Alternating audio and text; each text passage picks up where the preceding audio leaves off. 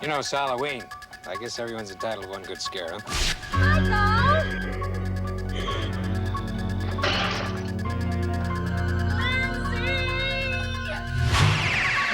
It was the low-budget shocker that made a surprise box office killing. Without movie stars or special effects, it sliced its way to the top of Hollywood's record books. Everybody was surprised by its success. And it didn't succeed right away. Its making was the ultimate test for a group of struggling filmmakers who took a stab at creating a new chapter in screen horror. We were a little army. We were a little army making a film. We were just a bunch of kids trying to make a movie. But when they were doing the deed, the sexual deed... Oh, my God. Yes. Everybody did everything. Go get me a beer. I thought you were gonna get me one. It was that kind of a, you know, Mickey Rooney, let's make a movie. Totally. Anytime I'm channel surfing and I come across a scene from Halloween, you know, I just have to sit there and watch it again. It's amazing how many fans, generation after generation after generation, who have come up to me and said, I loved it, I was so scared I couldn't sleep. People really embrace this picture. Are you insane? Halloween is the Gone with the Wind of the horror movies.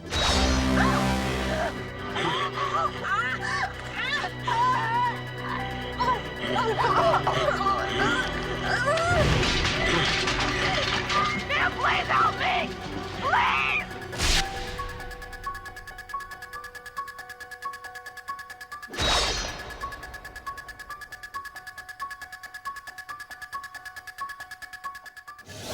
I watched him for 15 years, sitting in a room, staring at a wall, not seeing the wall, looking past the wall, looking at this night, inhumanly patient,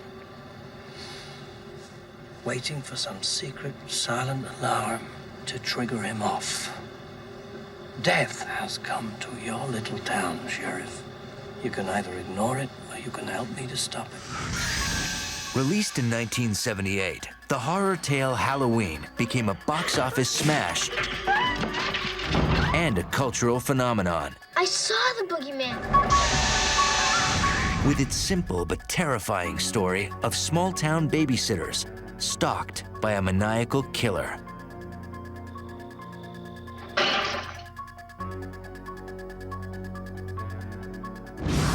Despite a budget of just $320,000, Halloween would go on to become the most profitable independently released film ever. Its worldwide success shocked not only Hollywood, but also the filmmakers behind it, who went on to become some of the industry's hottest talents. Ronnie Emerson gets a haunted house. He said awful stuff happened there once. Michael!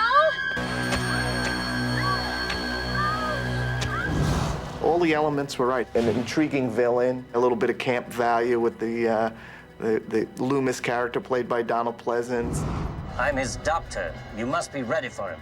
If you don't, it's your funeral. You had some pretty teenagers in there. We have 3 new cheers to learn in the morning. The game is in the afternoon. I have to get my hair done at 5, and the dance is at 8. All the stars were in alignment. Totally. Everybody was very young. We were shooting in an incredibly fast pace. The entire makeup, wardrobe, prop department was in a tiny Winnebago. Here I was with these 18, 19, 20, 22-year-old guys, primarily, and a lot of people's girlfriends and friends and family all creating this movie. Well, kiddo, I thought you outgrew superstition. We were kids back then in '78. People were giving us some money. We were going out and playing. We had a huge sandbox to play in. We had our friends with us. We had no idea what we had.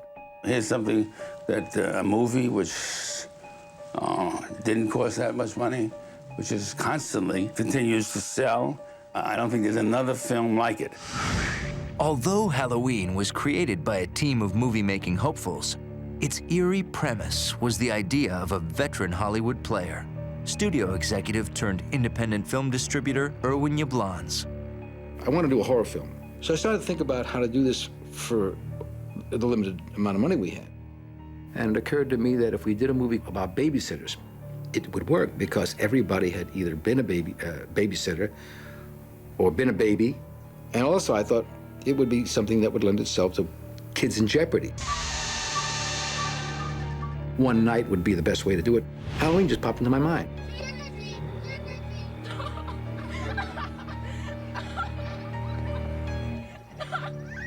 Trick or treat! Trick or treat! And I thought to myself, gee, wouldn't that be great? But I'll bet somebody's done it, you know. The title's been used. Someone's made a picture called Halloween. And then the magical thing that I learned, the word Halloween, in as much as we could research, not only had not been used, but even the word had not been used as part of another title in the history of the movie business. Now that's an interesting thing. Yablon's enthusiasm was shared by his pick for director. He turned to a 29-year-old USC graduate who'd recently helmed one of Yablon's most intriguing action films. His name was John Carpenter. I had made a low-budget movie called Assault on Precinct 13. It had gotten some critical response in Europe.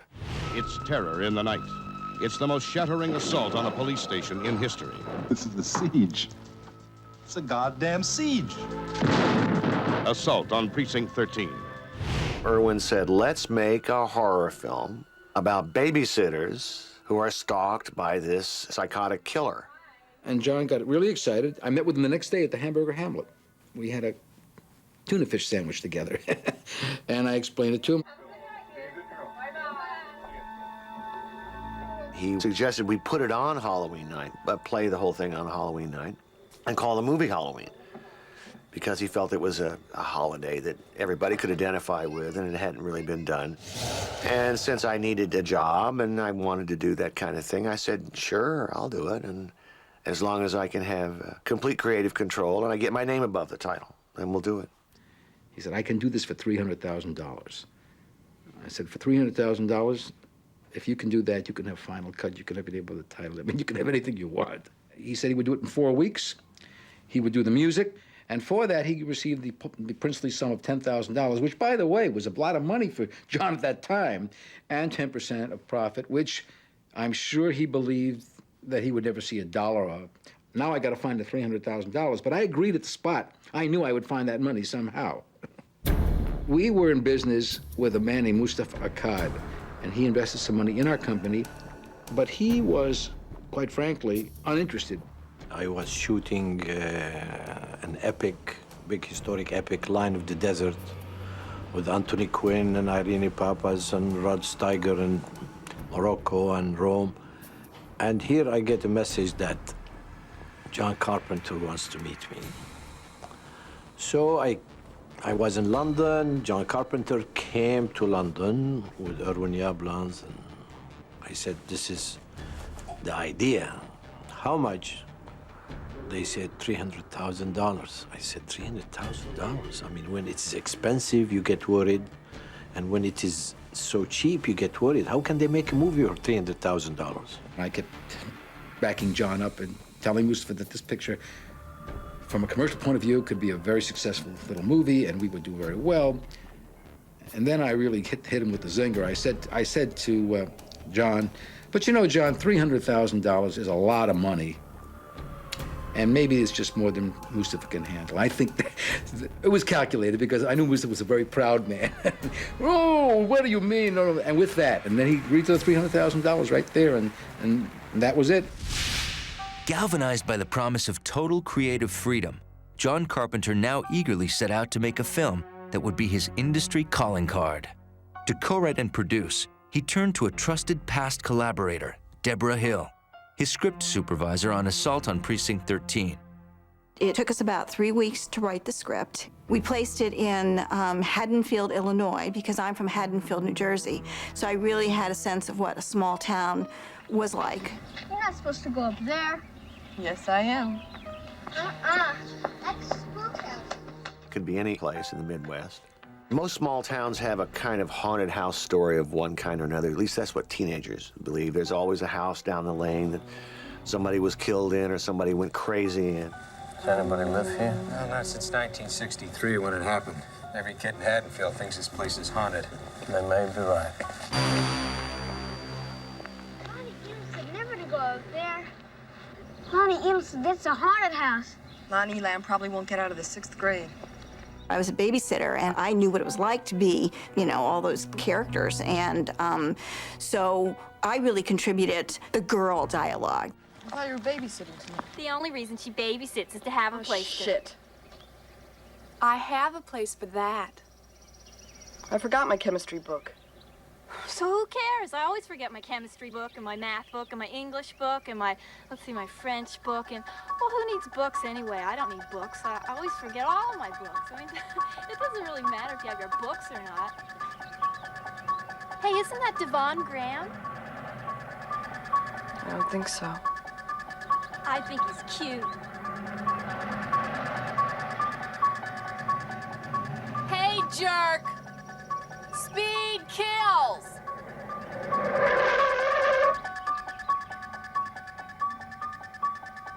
Yeah, can't you take a joke? John really is, I would say, the developer of the whole evil concept. He gave Michael Myers that sense of foreboding. Oh, look. Look where?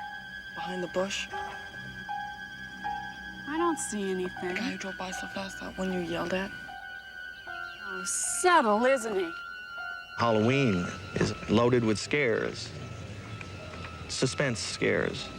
Hopefully not grisly or gory, but suspenseful, making people on the edge of their seats. I enjoy doing that. Creep. Lori, dear. He wants to talk to you. He wants to take you out tonight.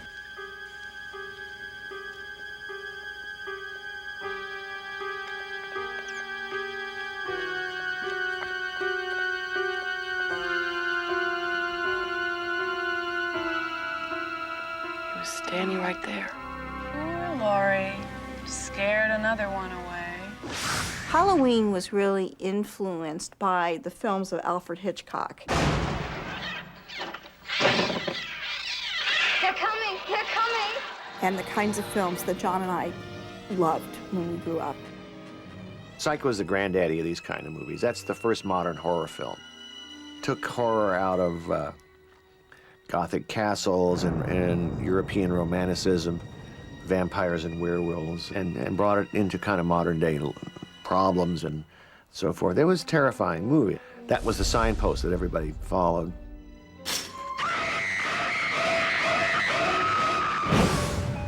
To play Halloween's good girl heroine Laurie Strode, Carpenter already had an actress in mind, a rising newcomer named Annie Lockhart.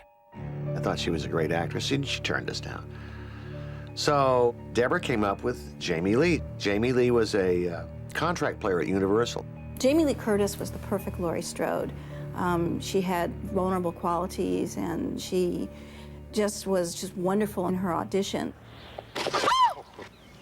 Excuse me, Oh, Laurie. Mr. Brackett, I'm sorry, Mr. Brackett. Oh, I didn't mean to startle you. That's all right. You know, it's Halloween. I guess everyone's entitled to one good scare, huh? Yes, sir. Nice seeing you, sir. She had just done Operation Petticoat, which was a television series. So she was very, very green. She was very, very fresh. And yet she was the product of these unique parents, Janet Leigh and Tony Curtis. And besides being the best actress for the role, as a producer, I saw a great opportunity to promote the fact that she was the product of this Hollywood marriage. When Jamie Lee Curtis came to mind, one thing popped in my mind. Janet Leigh in Psycho. So we hired Jamie Lee for that reason, who incidentally would have been best choice anyway. She turned out to be a fine actress. The old Girl Scout comes through again. I was a young actor, and all I kept seeing was my name, the character's name on every page. So I knew it was a big part, and I knew that there were other parts that they were casting, other women, other girls. And I was very much a smart aleck and was a cheerleader in high school, so felt very concerned that I was being considered for the really quiet, repressed young woman, when in fact I was very much more like the other two girls.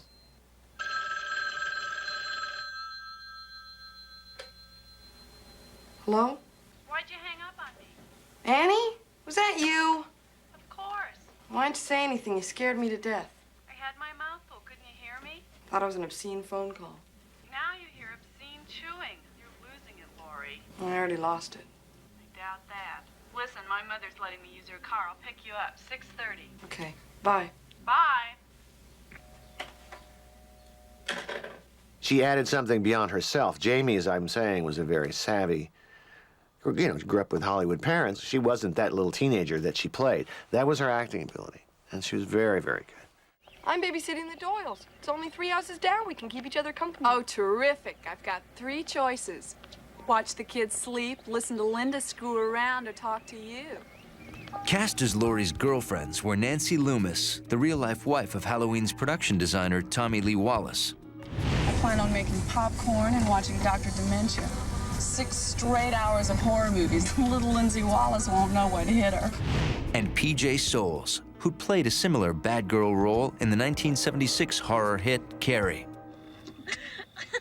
Okay, so we're gonna do, first we go inside, right? Then we'll just talk a little. And then Annie will distract Lindsay. That's when we go upstairs to the first bedroom on the left. You got it? Okay, first I rip your clothes off.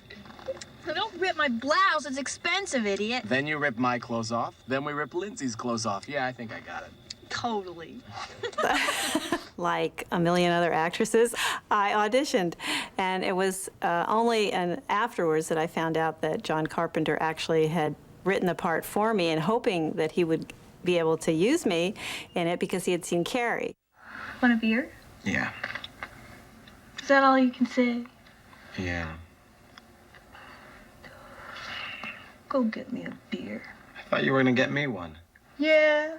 I was married to Dennis Quaid at the time, and I know that they had asked to see if he was available, but I think he was doing the movie of the week, which was kind of a bummer because it would have been fun to have him. We brought a lot of ourselves and our own ideas to the characters. All right, come on. Where's my beer? I think every line I ever said, I ended it with totally or started with totally. Totally. Totally. Totally. Totally. Totally. Totally. Totally. But among their cast of fresh faces, Carpenter and Hill were desperate to cast a recognized name in the small but pivotal role of Michael Myers' pursuer, Dr. Sam Loomis. With $20,000 in the budget, the filmmakers made an offer. My first choice was Peter Cushing. Peter Cushing was a famous British actor. I just loved him since I was a kid. This was in 1978. In 77, Peter Cushing was in Star Wars. So we called his agent and made an offer, and he would never deem to be in your little low-budget film. Christopher Lee also declined to do the role. And it was funny, years later, we ran into Christopher Lee at a party, and he said, that is the biggest mistake I ever made of my career, is to not be in this movie. It was I who said, have you ever seen Donald Pleasance? And I remember Donald Pleasance playing a bit of a loony in a picture called Will Penny, and a few others, as a matter of fact. And I knew he was a versatile actor. I didn't think we could get him, but I said, wouldn't he give us a touch of class? I was a huge fan of Donald. Have been, again, since I was a kid. So we hired Donald Pleasance, and we gave him an additional $20,000. So the total on the film was $320,000. Pardon me, I'm Loomis, Dr. Sam Loomis. Lee Brackett. I'd like to have a word with you if I could. Well, maybe a few minutes. I've got to take It is important. 10 minutes. I'll be here. Donald accepted the part. My most frightening moment as a director was the first time I had to go meet Donald. Years later, I became very close with Donald. He became a very dear, dear, dear friend. But at the time, I was scared to death of him. So he said, I don't know why I'm doing this film. I don't know what my character is all about. The only reason I'm here is because my daughter, who's a rock and roll guitar player, thought that the music you did in Assault on Precinct 13 was good, so I don't know what I'm doing. There are parts of the script which I'm now doing for John, which I can't accept. But I have to bring myself round to seeing it in his way because it's his film. I realized that he was just testing me. I think it's a little melodramatic, and certainly in my role. He got hungry. Could have been a skunk. Could have. Man wouldn't do that. This isn't a man. But of course, it's not intended to be real in that awful word, realistic sense. He always wanted to test the director to see, what did you have in mind for him? Did you have passion for the role? What was going on? But, oh, My heart was pounding. It was awful. It was awful. But greater frights lay just ahead. As the first day of filming now approached, and John Carpenter set out to risk everything on the most ambitious film of his career.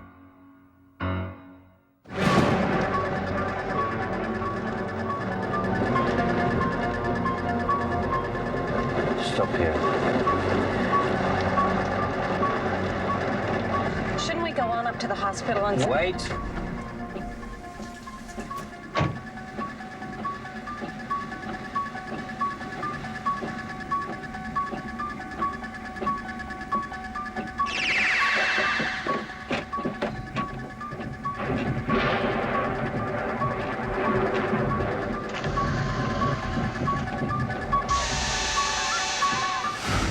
In May of 1978, cameras rolled on day one of Halloween as John Carpenter and his eager young collaborators set out to conjure movie magic from a skeletal budget. We shot a 20-day schedule, 4 weeks. Everybody did everything. It's harder to ask a stranger for a favor or to work for free or to work for very little money. So we really asked our friends to help us make this picture. A lot of people who worked on the film worked free.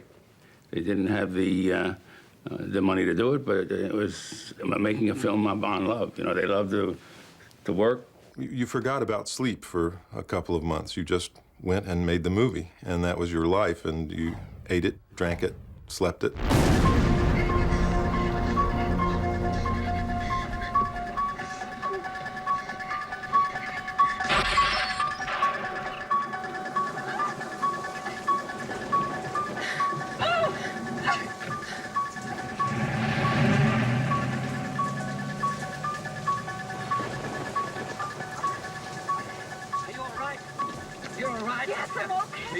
He's gone from here.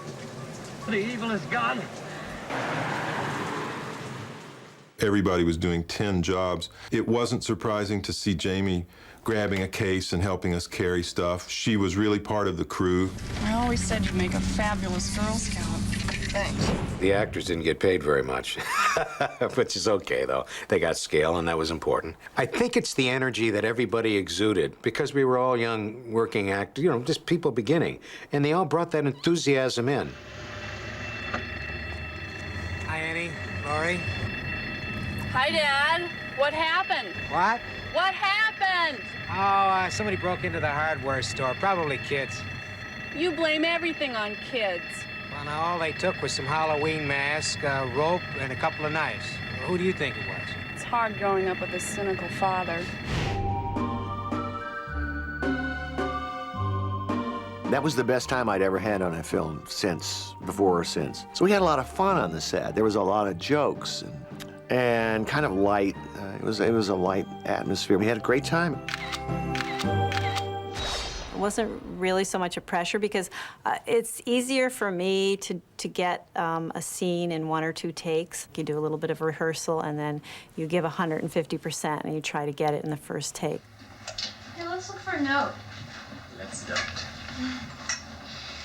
And they had a dolly track, and I guess, you know, I had big high shoes on, so, and then we're gonna go from the couch across the living room and up the stairs, and it was gonna be one sweeping shot, and you know, you're always trying to look ahead and not look at the camera, look down to see where you're going, because, you know, you're trying to create this fake world here. Lindsay is gone for the night. Hey, now that's wonderful. And I guess I tripped over the dolly track. And John kept it in because the rest of the shot worked, so thanks, John. Even the movie's most veteran actor got into the Halloween spirit.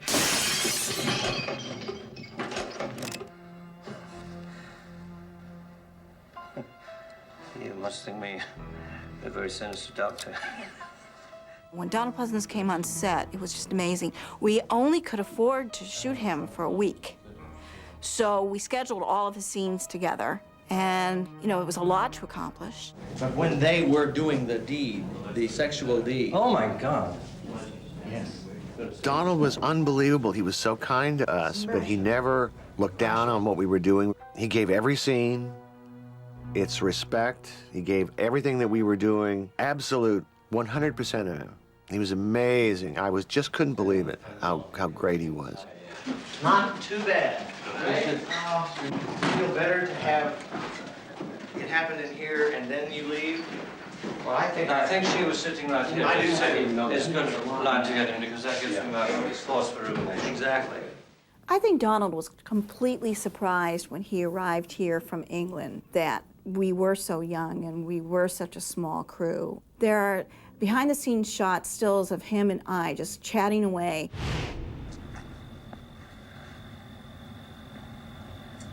Chicken. Go ahead, Lonnie. Go in. Hey, Lonnie, get your ass away from there. He was just so enamored with everybody, and so he kind of joined in. He was like pulling cable too, and that was really great. I'd like to have a word with you if I could. Well, maybe a few minutes. I've got to take It is important. 10 minutes. I'll be here. It was wonderful to work with him because he was kind of spooky. Those eyes, you know, moving around. You just look at him and go, ooh, what's going on in there? Halloween's success would also rely not just on enthusiasm, but the effectiveness of its monstrous villain, Michael Myers. How does Samuel's view of fate differ from that of Costain's? Lori? Ma'am? Answer the question. Costain wrote that fate was somehow related only to religion, whereas Samuels felt that, well, fate was like a natural element, like earth, air, fire, and water. That's right. Samuel's definitely personified fate. In Samuel's writing, fate is immovable, like a mountain. Many of the names that they used, one comes to mind, Michael Myers, were little in-jokes that John and Deborah used from their own experiences. Michael Myers was the distributor of Assault on Precinct 13 in England. Michael Myers pushed it into the London Film Festival. That's where my reputation kind of began. So I felt I owed him. So that was my tribute to he was this dearest, dearest man. He's cute. I thought it might be a good idea to raise this Michael Myers character up to a mythic status. Make him human, yes, but almost like a force that will never stop, that can't be denied. I told them how dangerous he was. You couldn't have 2 roadblocks and an all-points bulletin wouldn't stop a 5-year-old. Well, he was your patient, Doctor. If precautions weren't strong enough, you should have told somebody. I told everybody!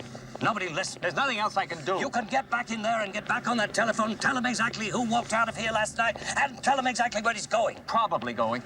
I'm wasting my time. Sam Haddonfield is 150 miles away from here. Now, for God's sakes, he can't drive a car. He was doing very well last night. Maybe someone around here gave him lessons. And I suppose I was influenced by a couple things. I remember Michael Crichton directed a movie called Westworld. Yul Brynner was a robot, a killer robot that couldn't be destroyed. MGM presents Westworld. We know you'll enjoy your stay in Westworld, Hold it. the ultimate resort, Let me do it this time. where nothing can possibly go wrong. I'm shot. Go wrong. Raw. Go wrong. Oh, my God. But when I was in college, I had a class, psychology or something, and we visited a mental institution, and this was in Kentucky. And I visited the most serious mentally ill patients. And there was this kid, I must have been 12 or 13, and he literally had this look that I gave the lines to Donald Pleasance to say. I met this 6-year-old child with this blank, pale, emotionless face and the blackest eyes, the devil's eyes. I spent 8 years trying to reach him, and then another 7 trying to keep him locked up because I realized that what was living behind that boy's eyes was purely and simply evil. It's a schizophrenic stare, is what it is. It's a real evil stare. And it was unsettling to me. And it was like the creepiest thing I'd ever seen, just because as a stranger, it was completely insane. Here's a guy who's a sociopath. He killed his sister when he was like 6 years old. on Halloween night dressed as a clown.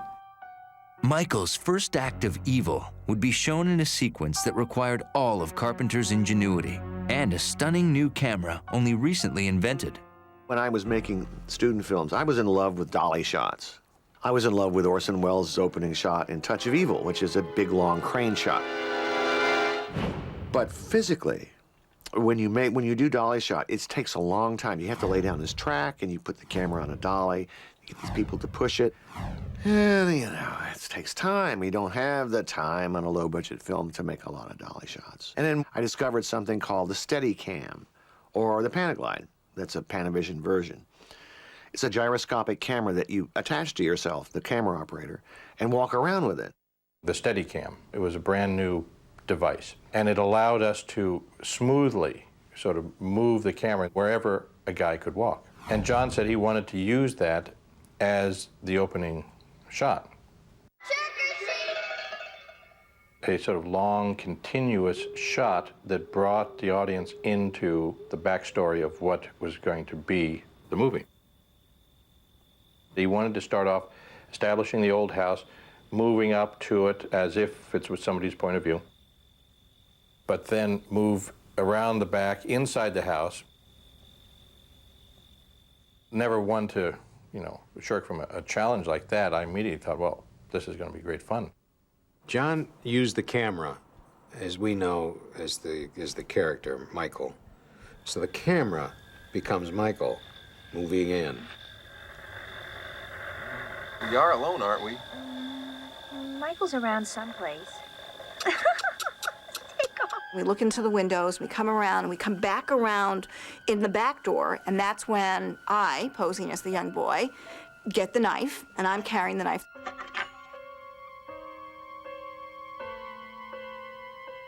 Obviously, when you shoot with children, you're limited in terms of the time to shoot with the kids. It's a very, very complicated lighting setup, very complicated shot, and that was going to take up most of the time. So they needed somebody whose hands were small enough. So I became, you know, the kid.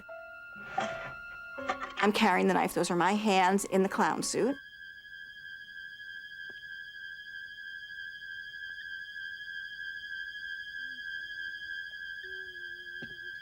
That's me climbing upstairs with the camera behind me.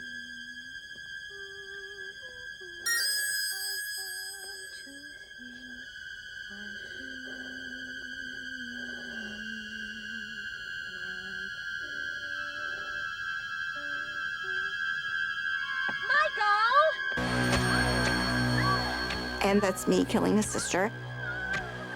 I actually wasn't even touching her.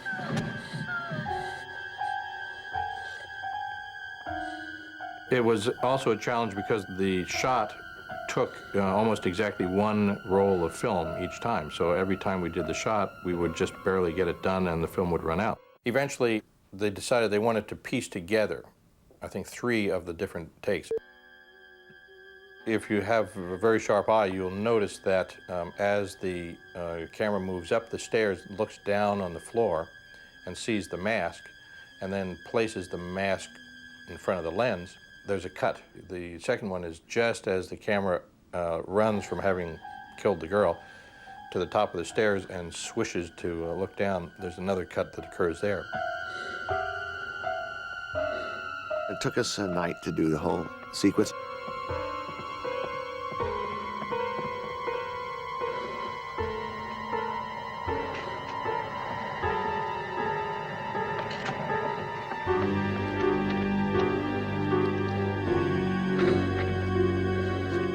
Michael?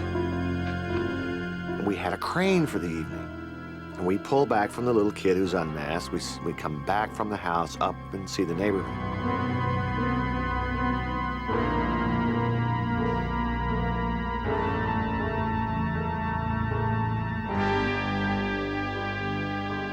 That was an ambitious shot for a little low-budget crew.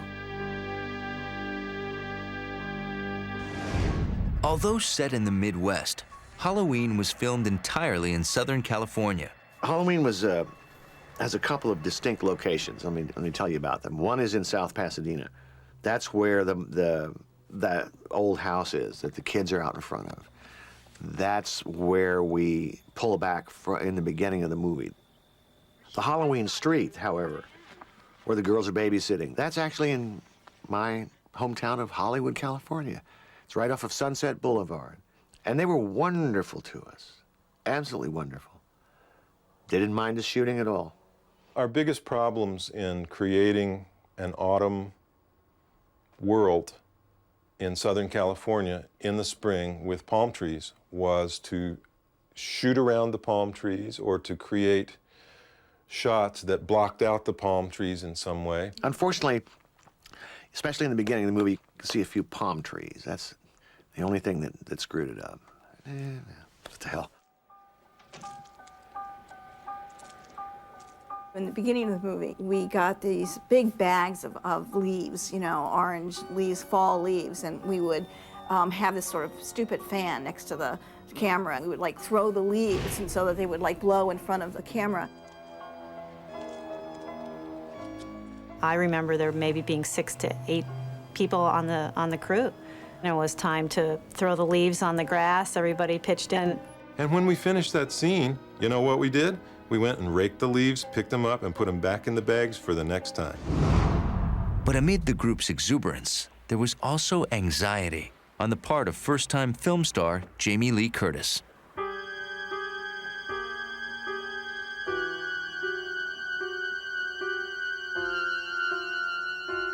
The first day we shot, I remember going home and thinking I was going to be fired. I just thought I sucked. And I remember being at home and my roommate said, "Jamie, the phone's for you, it's John Carpenter." And I thought, oh man, this is it. Hello?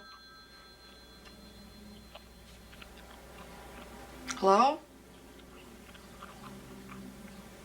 Who is this? And he called to say how happy he was with the day's work, and I just thought that was great. It's never happened to me again. This was her first big break, and she wanted to be very good. So she and I had a great time together. We had a hoot because she's very funny, she's very charming, she's very lovable, and you know, we became very good friends after that. I just was totally enamored by Jamie. I felt like Jamie was my little sister. She really needs a lot of love and a lot of confidence building. And I think that's what makes her so unique as a talent, is that the lack of confidence she makes up for sort of a bigger-than-life character. You know, you could ask somebody. Well, I could. Sure you could. All you have to do is go up to somebody and say, "You want to go to the dance?" You could do that. I couldn't.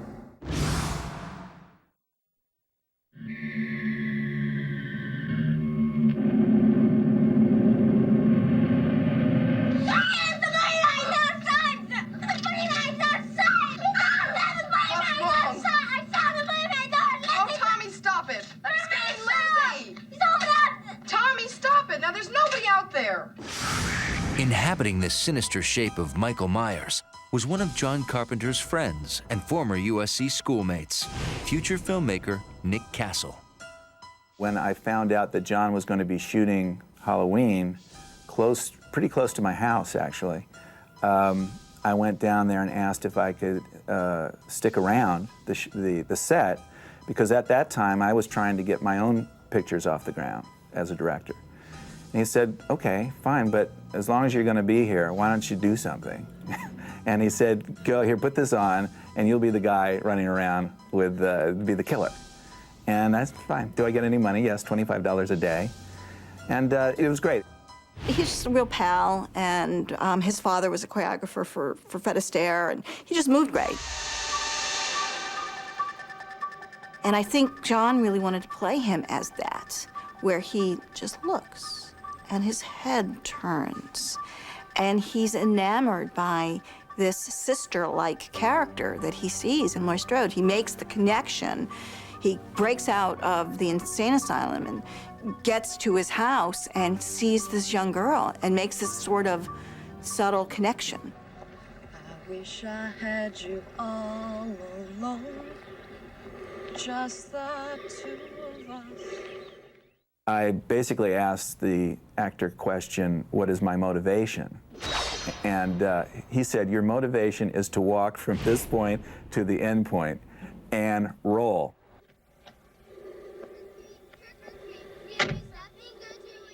Do nothing, just walk. Don't act, just walk. I think he really gave the movie something. I think there's little moments that he does in the movie that are really special that, you know, take it away from being just some sort of thug in a suit. Come on now.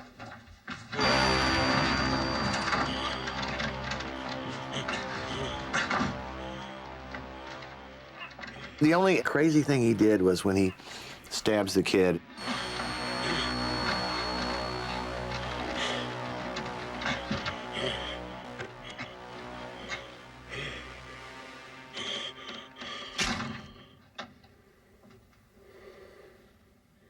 And he looks at him like this, like he's looking at a butterfly collection. That's the only direction I think I gave him.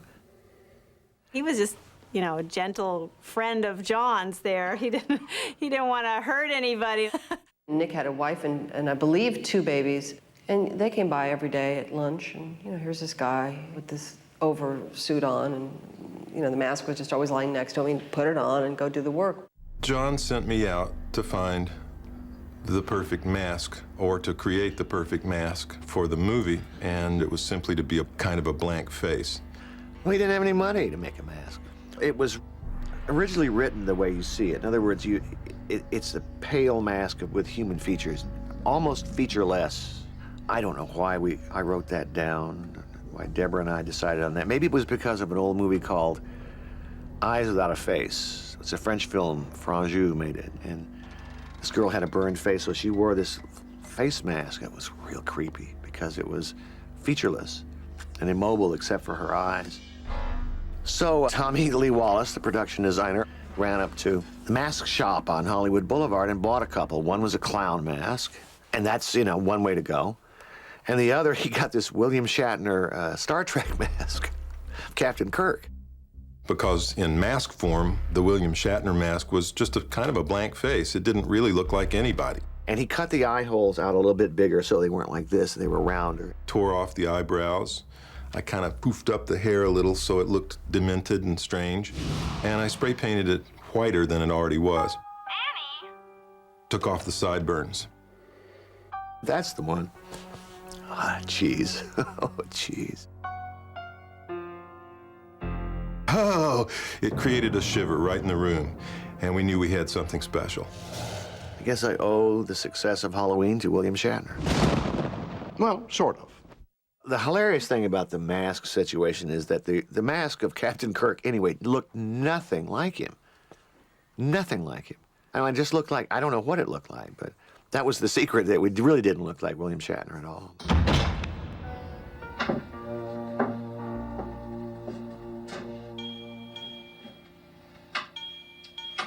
Terrific. John was acutely aware of the importance of composition.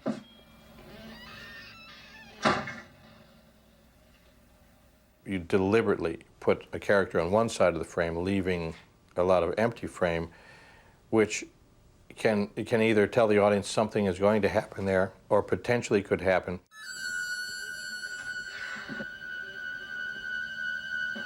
Hello? Who's there? Paul, is this one of your cheap trips? There's one where Nancy Loomis is in the kitchen talking on the phone. Hello? Hi, Annie. Oh, hi, Paul. Stuck, huh? All right, cut it out. It could happen to anyone. And the camera sort of pans with her. And it's, as it passes by behind her in the doorway is the shape standing there. And camera gets off of it, and then when it comes back, he's not there. Yeah, but I've seen you stuck in plenty of other positions. My parents are gone. Oh, that's fabulous. When did they leave? About a half hour ago. Oh, utterly fantastic.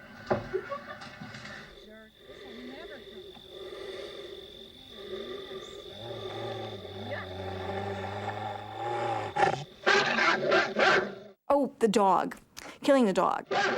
You know, I'm a dog lover. I hated that. But I think what we had to do was to find a way to show that the shape was really evil and deadly. Lindsay, Lester's barking again and getting on my nerves again. Oh, never mind. Guess he found a hot date.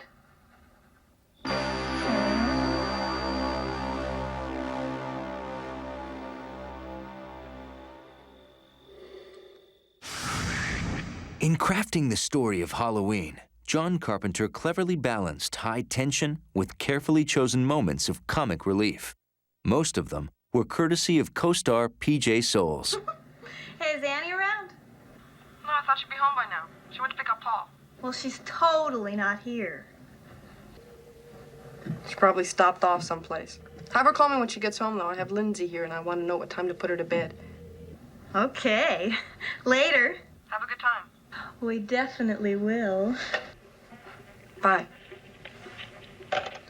You know, Jamie always told me she was jealous of my part because I got to do all the fun stuff. I had a lot of make-out scenes. Yeah. Can't help it, the phone keeps ringing. Oh, and I can't keep you interested, Just huh? answer the damn phone. Well, I can't. What if it's the Wallaces? Get Annie in trouble, you know. Just take it off the hook.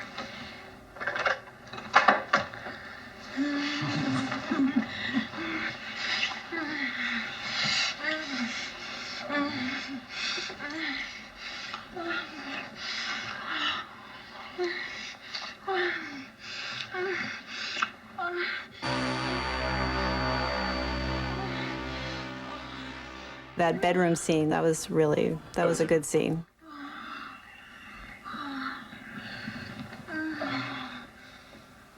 Oh, fantastic. John did say, it would be nice in this scene if we could have a little nudity, and I don't know, however you want to do it. He was trying to be very gentle with it. But, you know, in the script it does say she slides the sheet down. Now, I happen to be, you know, naked under there, and the ghost, the guy comes back with the sheet over his head, and I'm thinking it's my boyfriend. How come I can't get him to you know, react to me or anything? Well, did you get my beer?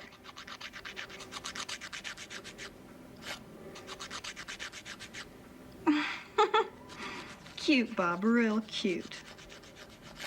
I think the line was, okay, big guy, come over here, but instead I slid the sheet down and say, See anything you like?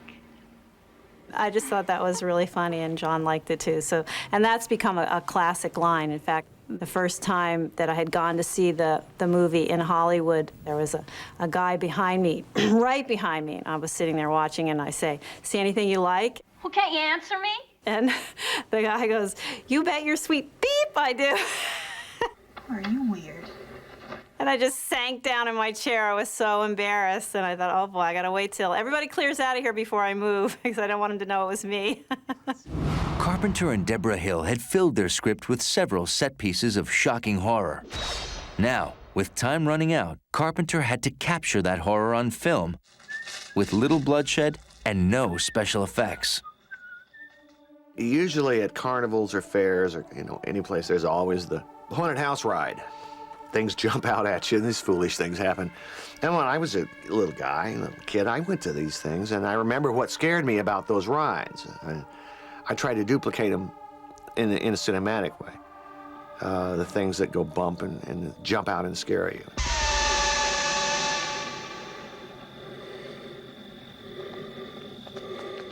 We wanted it to not be gory, we wanted it to be scary, and there's a big difference between gore and scare. John is, from childhood, from earliest days, one of his passions was scary movies. And when he got his turn, he drew from the lessons he had learned watching these movies, and one of the cardinal rules is don't show too much of the monster. One of the oldest tricks in the book is to understand that it's not what you see, it's what you don't see that gets you scared. It's about knowing something's in there, and when your character for some compelling reason, must go in there. It's about anticipation. Where's it going to happen? John often likened it to the idea of a Jack-in-the-Box. When you're playing this tune, which is awfully friendly, but suddenly it goes, "Ah!"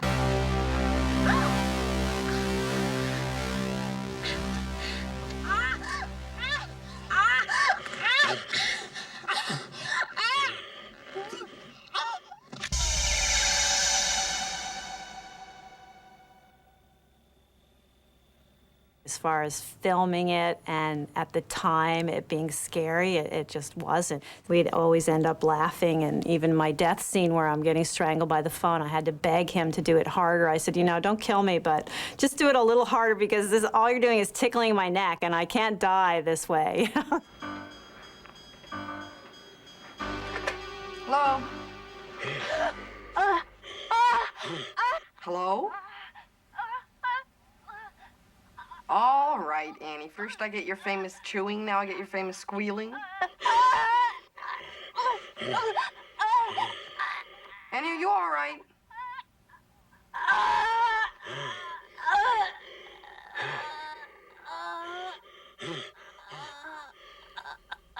John was very, very acutely aware of as being how you build suspense.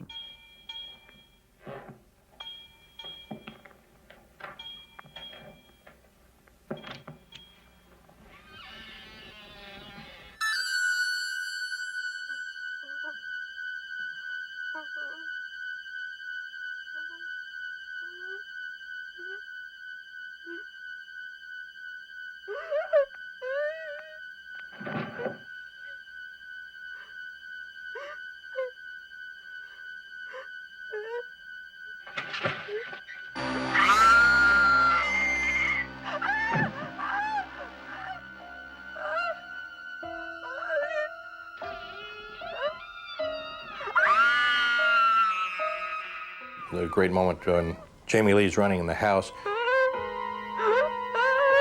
She runs upstairs and is hiding in a corner where she thinks she's safe, and it's sort of dark. And John said, how can we accomplish the idea that our eyes are sort of getting used to the dark, and we're starting to see the fact that Michael Myers is hiding there? And I said, oh, well, this will be fun. So we set it up with a small light on a dimmer. I gradually turned the light up so it began to just barely expose the film. And then you start to notice something. She's back there, and there's no exposure on it. It's just black, and then slowly he just turns it up so you barely begin to see a little exposure on the face, and then he comes out.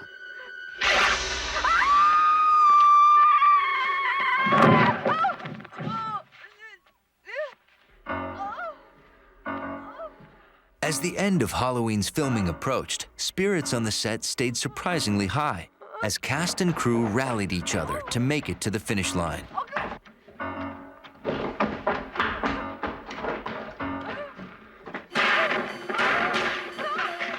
John clearly knew what he wanted. There was no waffling of a sort of first-time movie director.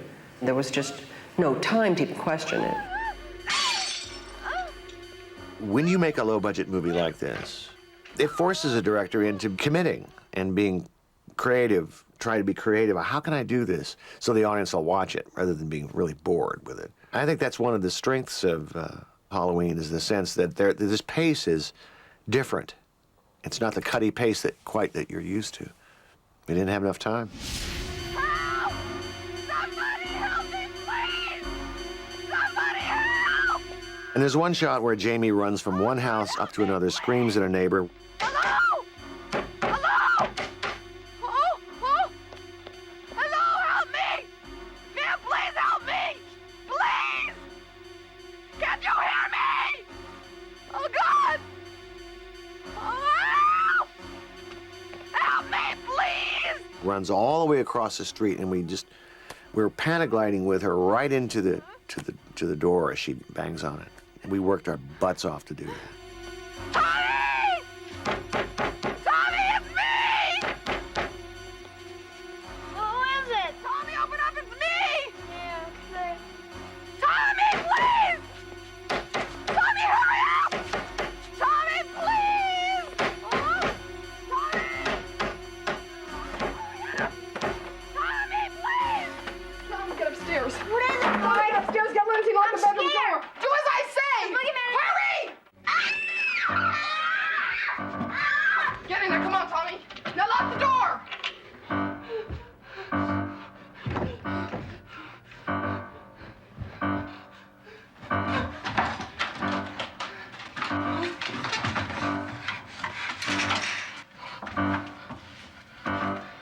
If you watch the picture, it builds and builds and builds and builds and builds.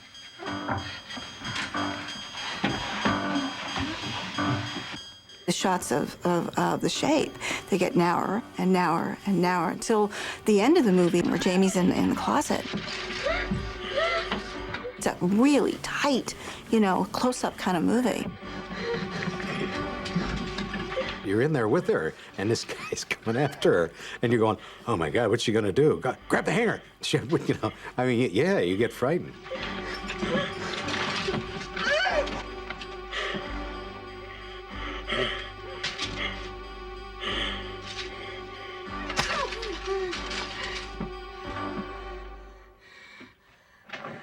At the end, of course, Jamie Lee is always dropping the stupid knife. He wanted her to be a very vulnerable little girl so that you, as an audience, cared about her. Come here. Now just listen to me. I want you to go down the stairs and out the front door. And I want you to go down the street to the Mackenzie's house. And I want you to tell them to call the police and tell them to send them over here. During the shoot, John Carpenter was also busy working on another ingredient, the music score, which the keyboard-playing director composed himself. I had 3 days to do the score, and my father bought me a pair of bongos, believe it or not, when I was a teenager, which I never particularly learned how to play, but he taught me 5/4 time on them. 5/4 time, it became the Halloween. That's all that is. Da da da da da da da da da da da da da da da. It worked. So I just did it on the piano, octaves, and put some synth strings and so forth on it.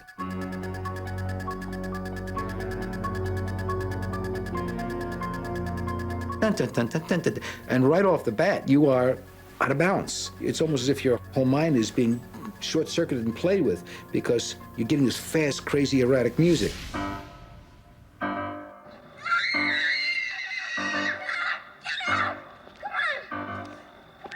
With the music, it went to an incredibly other dimension. I mean, it was another movie completely. It was so effective.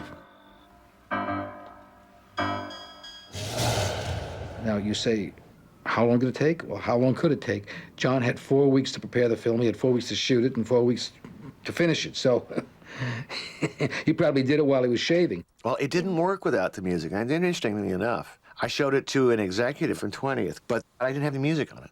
And she said, this is not frightening. There's nothing scary about this movie. Fate caught up with several lives here. No matter what course of action Collins took, he was destined to his own fate. Did not have music. So it taught me a valuable lesson. It wasn't effective because it was all silent. Fate caught up with several lives here.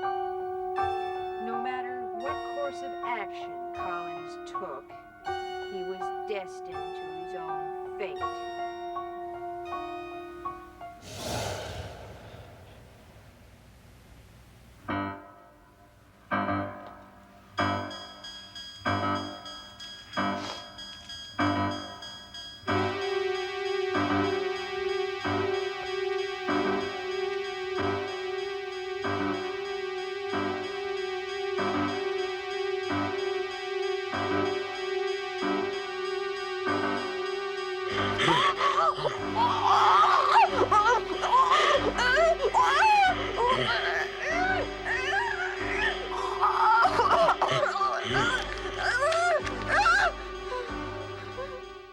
People would scream when Michael is unmasked in the hallway there, Jamie unmasked him. Well, what you're seeing is nothing. It's just a guy under there. But you're so built up to it, people would scream at it. John and Deborah wanted a certain look for the person that was going to eventually be Michael Myers when the mask came off. They didn't want someone really handsome like me. So they said they wanted someone that looked more angelic, kind of against type. But I'll let the audience decide if they actually made a good casting decision there. I think I would have been much better, frankly. The movie's final minutes were also enhanced by the sensitive contribution of co-star Donald Pleasance. Donald taught me a lot about acting. There's a scene in Halloween after the Michael Myers has been shot off this balcony.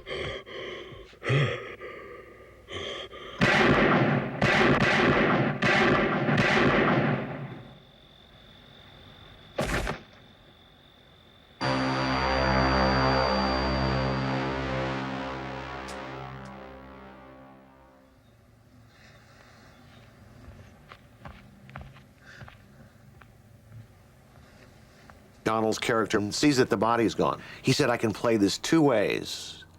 I can play this, oh my God, or I can play this, I knew this would happen. I said, I didn't know what to say, so I said, can you do it both ways for me? And he did, and we used, I knew this would happen. That was the one. That was the one that was chilling. The final montage of the movie was actually made in the editing room. I don't think that it was certainly not in the script. And all these like shots of places where he had been or could have been.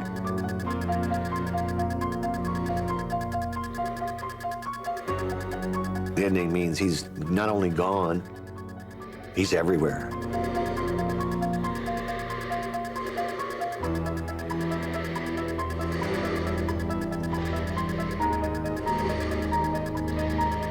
This guy is a human, but he's not. He's more than that. He's not exactly supernatural, but maybe he is. Who knows how he got that way? It makes the ending more surprising if you don't say he's been, cursed by some. You don't give much of an explanation. So your imagination works much more, it's much more terrifying. It was very funny because people who saw the picture thought we had set it up for a sequel. And, it was the furthest thing from our minds. As Carpenter put his finishing touches on Halloween, distributor Irwin Yablans was fighting a different battle. With help from his longtime business partner, a former entertainment lawyer turned film distributor named Joe Wolf. Together, Wolf and Yablans struggled to get their low-budget film into theaters, either by releasing it themselves or, best of all, by convincing a major studio to provide distribution. I had invited Warner Brothers, Columbia, Paramount, all of the majors to come to the screening, none of whom came in those days. This before they even paid attention to these kind of pictures. So I sat down with Joe and I said, we're going to distribute this picture ourselves. I need to get some prints. Irwin said to me, I need a lot of prints. I said, well, how am I going to get them? I said, well, I'll call MGM and see if they'll give them to me. Just so happens that I had done a favor for MGM, and when I walked in and ordered 400 prints, they said yes. The distribution was not on a national level, it was just town by town. Irwin Yablans, he was really very good at that, selling it theater by theater, town by town, city by city. We had been asked to go to USC, and John, who being an alumnus of the school, we ran the film and then got up and were being grilled by the film students. John took the film back to his class at SC, his people, and he said, why are you making that piece of junk?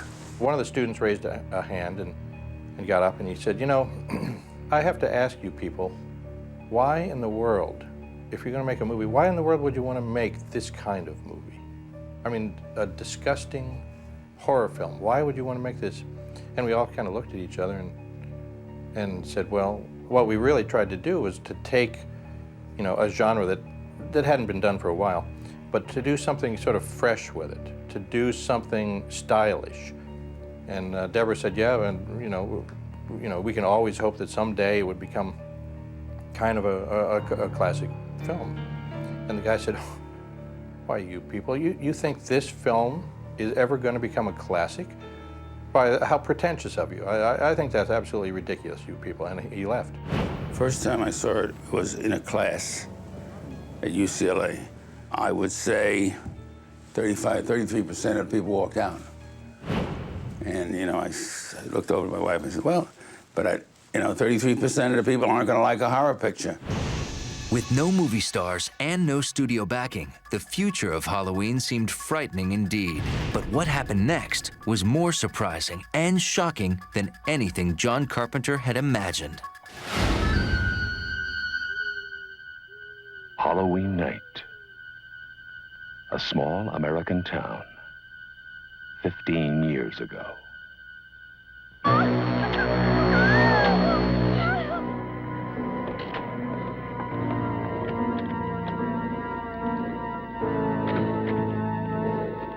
Michael? Halloween. In October of 1978, after 20 days of filming and a total cost of just $320,000, Halloween opened in limited release. The very first engagement of the picture in a paying situation was in Kansas City, in 4 theaters. And I remember sitting by the phone that night waiting for the receipts. And I got the figures, $200 and $300. They were not impressive, but they were not disastrous. I'm never smiling again. It was released in October, November of '78, and it wasn't doing great. And then Deborah called and said, looks like we bombed. Don't underestimate it. The next day, I got a phone call. They were double. The next day, they were triple. By the weekend, they were 10 times.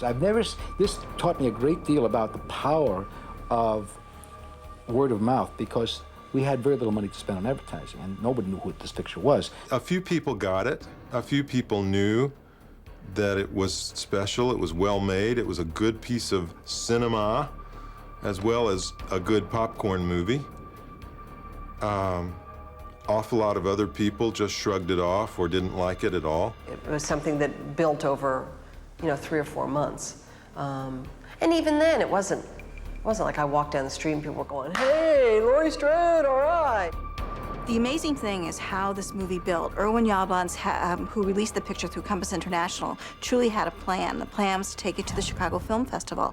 It wasn't until the picture opened at the Chicago Film Festival that we realized we had a critical and commercial success in our hand. The picture was reviewed wonderfully, and the audiences were just lined up around the block. Pictures, normally they open up and they go down. The people who go see them. This picture was amazing. It kept on going up and up and up. And it played Philadelphia, it played Boston, it played New York, and basically weeks it stayed. People had told 2 other people, 4 other people, 5 other, they told 10 other people. It was almost like the game of telephone. Oh, that's fabulous. The reviews were good, but over a period of 8 weeks, this film just killed them. We couldn't believe it. I'll kill you if this is a joke. I used to come up to sit down with Erwin and we'd say, well, what do we do now? Everybody's coming up saying, "Ooh, what are you talking about?" Well, it's a big hit. No, it's not. Yeah, it is. I had no idea. Suddenly, the movie no studio had wanted was a box office blockbuster. Halloween surpassed everyone's expectations to become the most profitable independently released film to date, grossing over $70 million worldwide in its original release. It was, the new indie sensation that everyone had to see. What set Halloween apart from other, horror films of that time, I think, was just the skill that John Carpenter brought to the material. Subjective shots from the killer's point of view. It really hadn't been done that much before. He came up with a very memorable score, that had you on edge right from the beginning. He had good actors, and the victims were also sympathetic. So many of the slasher films that came out after Halloween, these characters are just set up to die, but you cared about the characters in Halloween.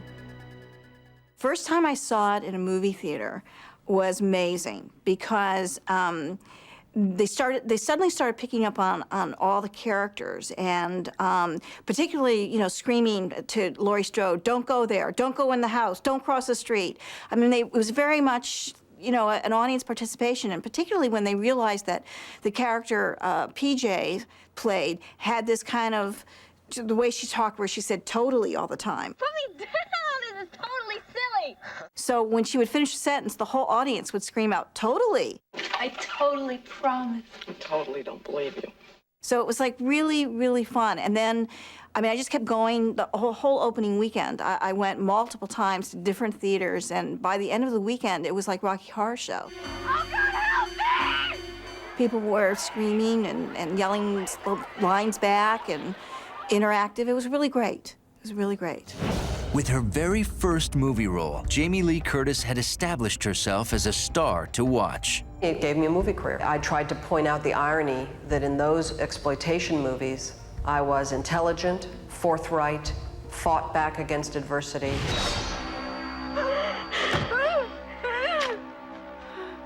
And she got to do all this great stuff. She got to be frightened and scream. She got to be caretaking to the kids. She got to fight the monster. I mean, she did all kinds of great stuff. And that's a dream part. Halloween also launched the careers of its talented makers behind the camera. Most of the people, you know, in Halloween, people have become major contributors to the film industry from this film. Everybody has been successful. Dean Cundy became one of the top cinematographers in town. Deborah Hill became an ace producer. Nick Castle became a director. You know, lots of times you hear about the curse of something. This is one movie where I can really I can't think of anybody who was cursed. Everybody benefited, everybody has been successful. It's been only a positive story.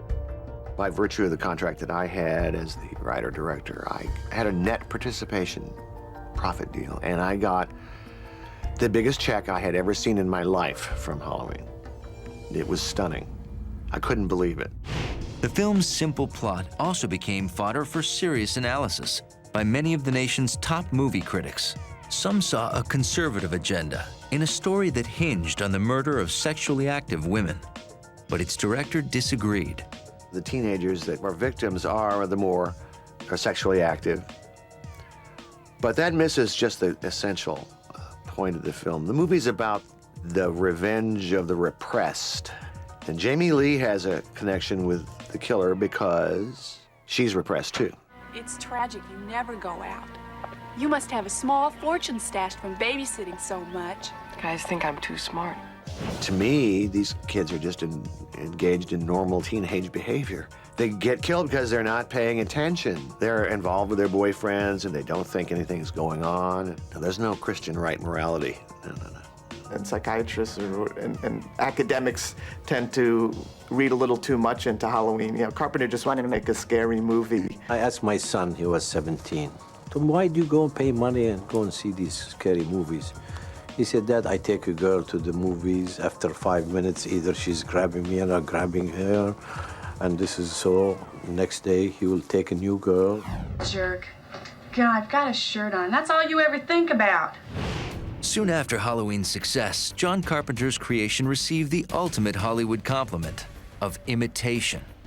Now, the same studios that had turned the movie down began making a series of blood-stained imitators. You know, it was the first of the horror movies. You know, everything came after that. Friday the 13th, Nightmare on Elm Street, which I was involved in. Created a whole, industry of slasher films. From Friday the 13th, and any holiday wasn't safe anymore. You had New Year's Evil, Silent Night, Deadly Night, April Fool's Day. It should also add that a lot of mainstream movies, I think, imitated the slasher tropes, films like Fatal Attraction and Sleeping with the Enemy, films like that, where they took, sure, they dressed it up with big stars and big production values, but those are really slasher films under the surface. And again, they also owe a debt to Halloween. As other movie monsters got into the act, Michael Myers himself returned to screens. Dino De Laurentiis with Universal came, they wanted to do a sequel.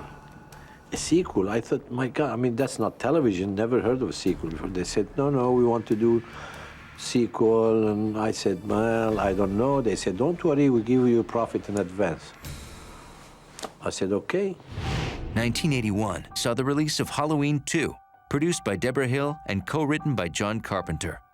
John Carpenter and I agreed to write Halloween 2 and produce it, and we wanted it to be a continuation of the night.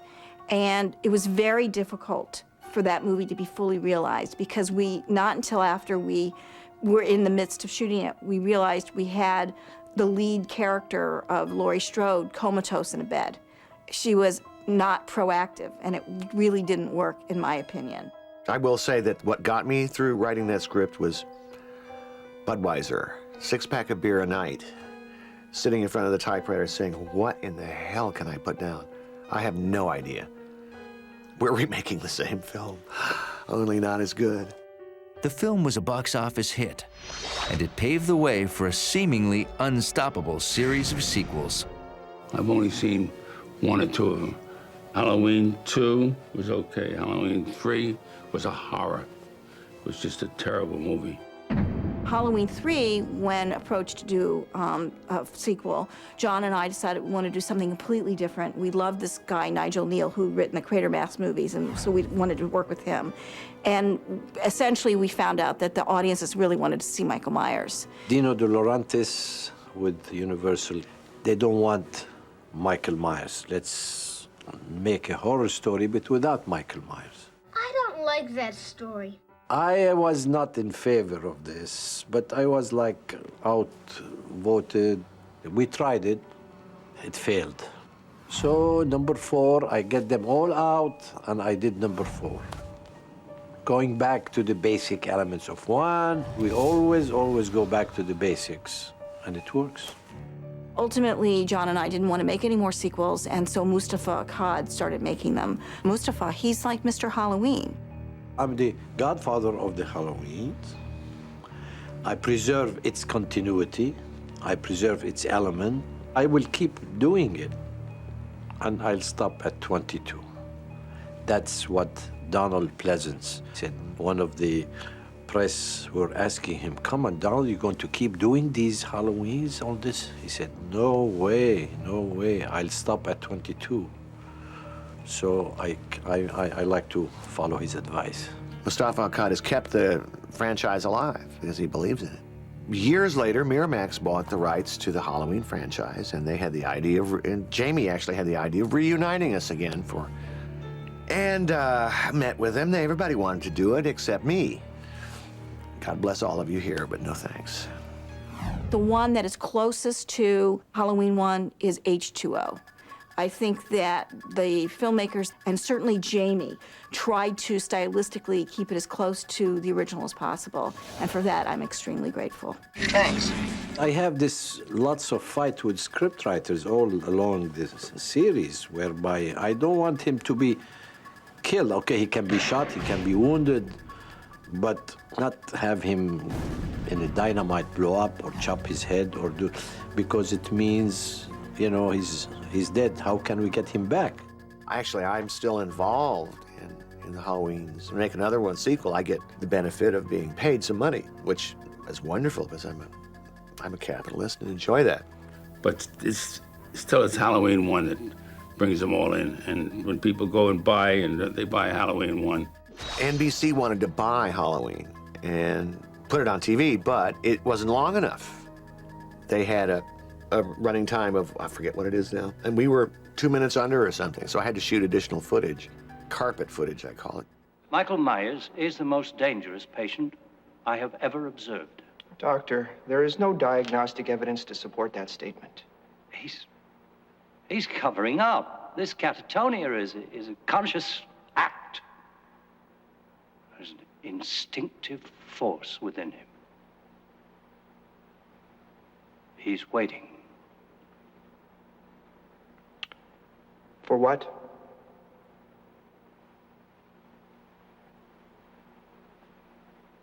I don't know. But we still made a lot of money from it. You know, so I hoed out. Hoed right out.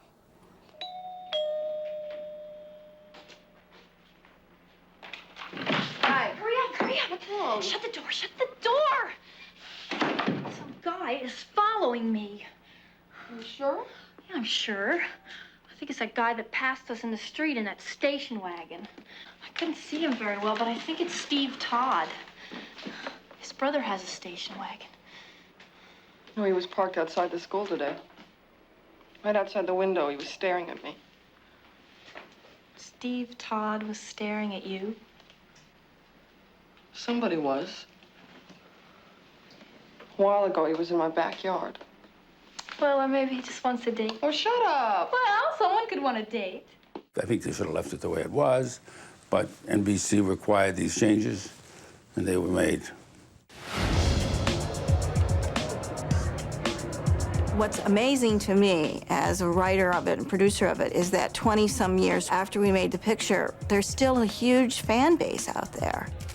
People adore it, you know, it's like Rocky Horror Picture Show, it's like any of the movies where people can dress up as the characters or get that mask. All right. Yeah, it did inspire merchandise and merchandising over the years. You know, there's been Halloween masks, posters, and dolls. I have all the little action figures at home. I am actually an action figure. That's kind of exciting. There's Luke Skywalker, there's, you know, then me, you know? So that's a lot of fun. Goddamn kids. They'd do anything for Halloween. I suppose there's one thing about Halloween that I hold very dear and precious, and that is that much like the killer himself, Halloween seems to never die. People constantly coming up and say they saw the film and they remember when they saw it, when they were kids, or they've seen it on TV. And that is really neat. Halloween would go on to make another fortune in its many incarnations on home video and DVD. And it's still selling tremendous amount of video cassettes, and it's going to be on television every year. It's fantastic, you know, it's one of those things that may happen once in a lifetime.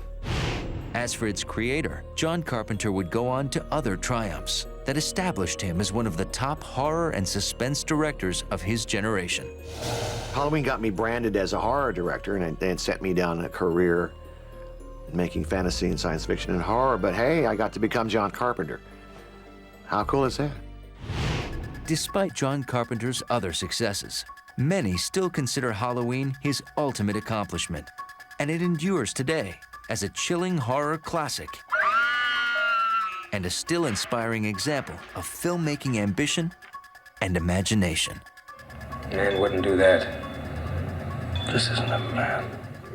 And it's still a scary movie because they allow you to do all the thinking. You don't need all that blood and guts and gore because you know what's going to happen. Create that atmosphere and you got an audience. You know, it's Halloween. I guess everyone's entitled to one good scare, huh? Fear is an interesting thing. We all are afraid of the same things. Lori, the boogeyman is outside. Look! That's what makes these movies so universal. That makes them play in every country. Help! Oh, God, help me, please! We're all afraid of death, loss of identity, loss of a loved one, disfigurement, all the horrors of humanity. We all have them. We can all relate.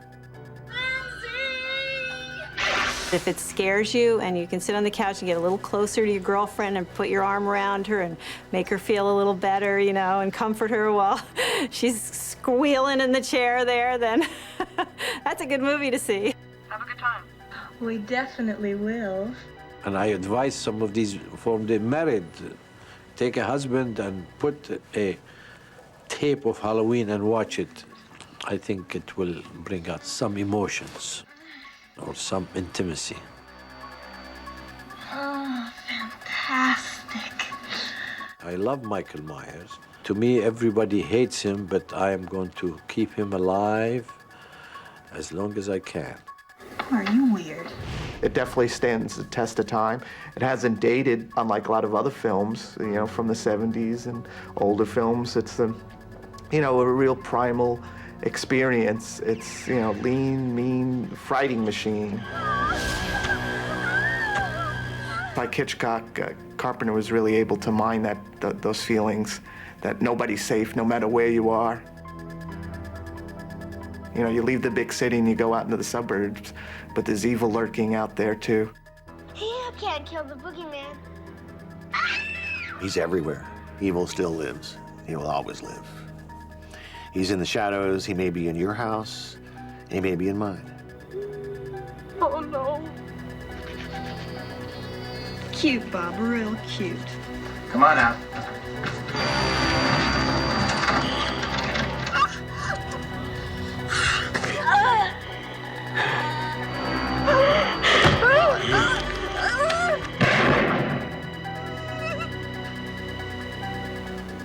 Was the boogeyman? As a matter of fact, it was.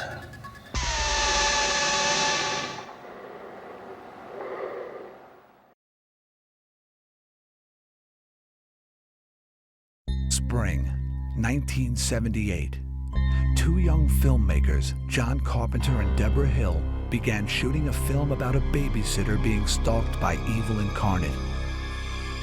Shot in 20 days, on a budget of just over $300,000, the film went on to make over $50 million, and until recently was the highest-grossing independent movie ever. It's influenced a generation of filmmakers and film-goers, and its title has become synonymous with movie horror, Halloween. Today, Deborah Hill is a player, one of the busiest producers in LA, but she remembers Halloween. What I like about horror films is the fact that they really get you to react. For me, the films were a way to kind of leap from reality into some sort of great fantasy. We're all afraid of the same things. We're all born afraid of death, of loss of loved ones, loss of abandonment from our parents, pain, injury.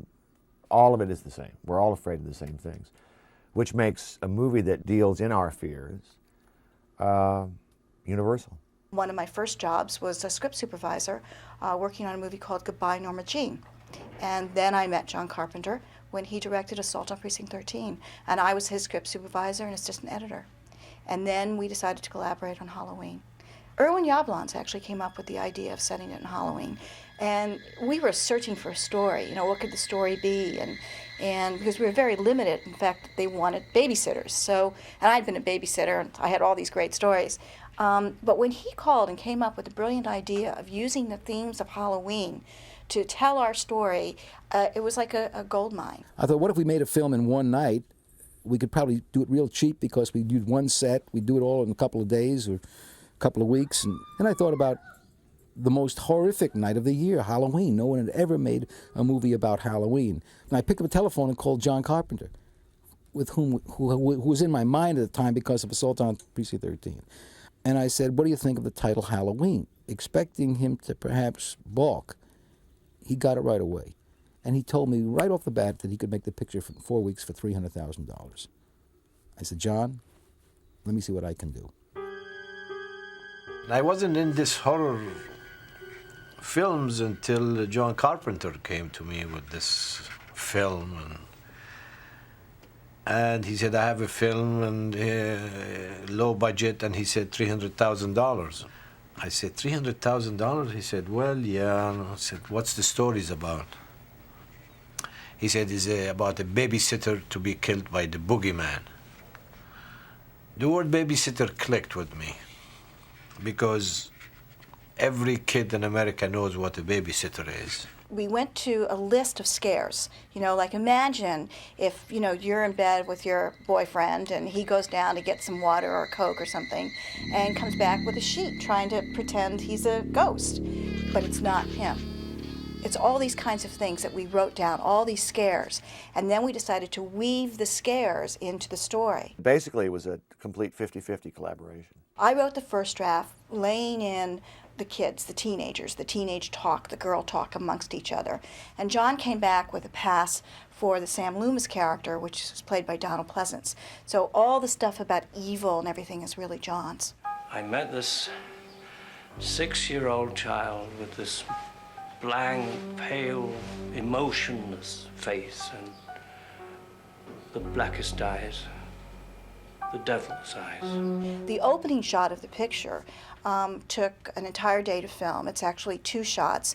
We took it from Touch of Evil, one of our favorite Orson Welles films. We set up so that we would start in the front of the house and we would actually go all the way through, creep in the window, see them kissing, go through the back of the house, open up the drawer, pick out the knife, and by the way, those are my hands. And then we would go in through the living room and up the steps and into the bedroom. And while we were up there shooting that scene, downstairs, all the electricians and grips were running around crazy trying to reset the lights for when we turned around and came back through the house. The fact that we had a new tool at the time to kind of help us with that, the Steadicam. It was pretty ambitious because most of the time on low-budget shows, you didn't really spend a lot of time with the look. Every town has a haunted house, and in Haddonfield, it belongs to the Myers family. We slept up there. Anybody who's a fan of the film remembers Nancy Loomis. Wow. I'd like to tell you that a lot of mysterious, weird things happened or that we had this big passionate love scene, but in fact, as soon as everybody was gone and we got up there, we just sort of looked at each other and we're so tired. We just conked out. The end. Not quite. The Halloween crew used other locations in and around Pasadena. All right, what you're looking at is the original Halloween street.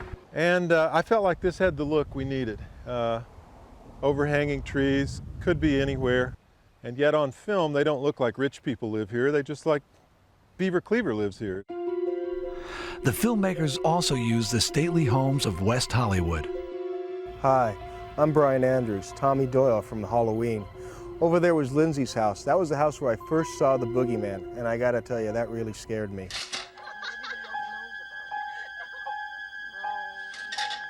Over here, we have the Doyle house. I'd like to apologize to everyone for taking so long to get to the door and leaving poor Jamie Lee Curtis stranded out there, possibly in fear for her life. A lot of Halloween's success was due to the creative partnership between its director and cinematographer. Get upstairs. What is it? All right, upstairs, get Lindsay, lock the bedroom door. Do as I say! Hurry! Dean and I sat down and watched Chinatown. There is a real creepy feeling to Chinatown in the way it's shot. It's beautiful, it's sunlit, it's California, but on the other hand, there's something really off about it. And so we talked about this being a small town that's something strange here. He did a whole lot of blue backlight, okay? Creepy lighting, and it was really effective. It became a kind of cliche after he used it.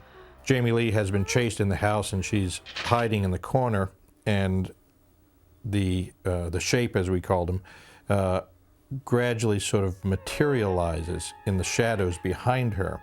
Using a light on a dimmer, I brought it up so that it just barely began to expose the white face of the shape, the killer, hiding in the background there.